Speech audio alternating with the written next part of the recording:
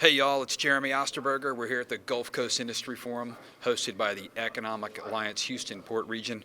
I'm here with Bob Harvey, President and CEO of the Greater Houston Partnership. Bob, as always, thank you so much for joining BIC Magazine. Well, it's great to be here. Good audience and a lot of energy in the room.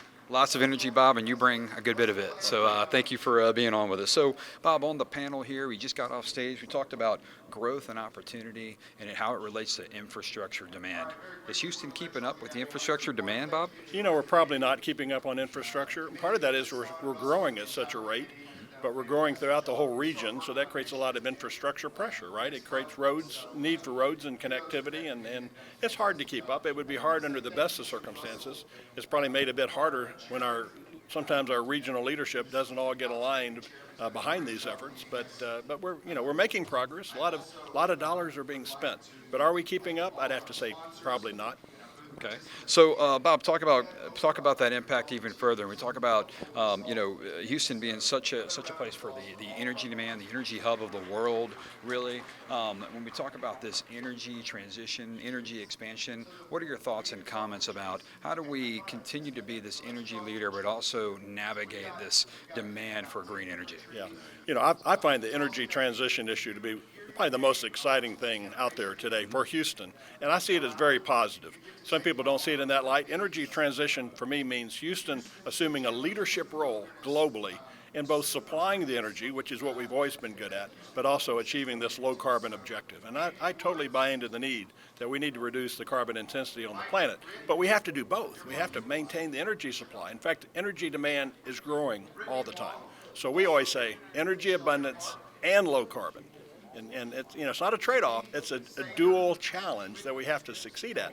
And Houston is the best positioned city in the world to do that. And that's been the change of late. When Houston started saying we aspire to lead, the rest of the world said, well, then we need to be in Houston. This is where it's happening. This is where the technology is, the people, the infrastructure, the global connectivity. So all of a sudden, overnight, there was more interest in people coming to Houston to be part of this than we'd ever seen before. You know, a part of this energy transition and really energy expansion, Bob, is this hydrogen hub. So we've done some stories on the hydrogen hub, some interviews with some of the key stakeholders. Where are we at with the hydrogen hub? Well, our hydrogen hub proposal is sitting at DOE.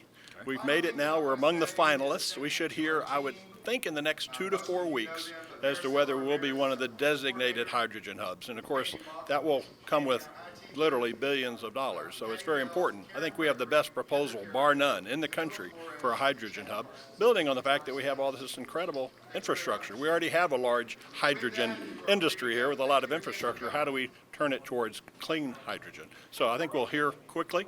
We've had a good participation of industry, the university, and others to participate in that. Bob, can you tell us a little bit more about the hub?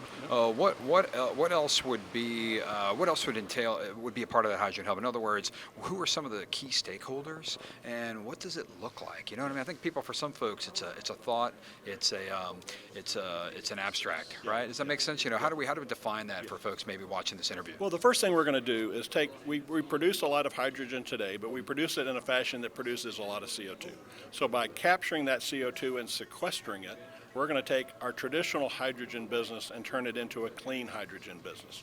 Then we'll need to find markets for that clean hydrogen. Now, clean hydrogen done that way is going to be pretty competitive economically, but we're going to need to find markets that are, frankly, willing to pay a premium over time for clean hydrogen.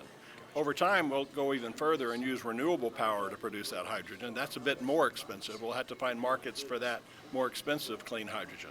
So when we talk about a hydrogen hub, it's both a supply of clean hydrogen, it's also infrastructure needed to move that clean hydrogen, and it's creating a market for clean hydrogen.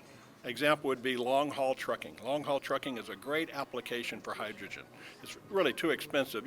To use batteries for an electric long-haul truck, the whole back end would be a battery. Hydrogen has the energy density to be a good fuel, but you have to create the infrastructure then, and we're talking to the Texas Triangle cities we often talk about. We talk about the Texas Triangle to be the perfect place to build the initial infrastructure of a market for hydrogen. So it takes supply, infrastructure, and market to make a business operate, and we're building all of those into the plans. So that's kind of sitting at DOE right now. What happens from here? How do we progress this forward? Well, Bob? As much money as the DOE is talking about, there's actually more private capital involved in our hydrogen hub proposal than there is government. It's all going to have to come together. I won't say the names. We've got some great companies. They're public, but we've got some great companies committed. But even beyond those companies, it's going to involve everyone. The hydrogen hub as a proposal is one thing, but we're going to create a hydrogen economy, a hydrogen ecosystem where Houston is going to be one of a handful of cities in the world that are part of this global network of hydrogen cities. Singapore, we're talking to Rotterdam and Antwerp, we're talking to Hamburg. And there are a number of cities that are going to be this global network of hydrogen suppliers, traders, marketers, and we want Houston to be very much in that mix and hopefully the leader in that group. Bob, thank you so much for giving us an update on everything that's happening in Houston and the Greater Houston Partnership, and appreciate you jumping on with BIC Magazine. Well, thanks, Jeremy. Great chance to do it. Thank you.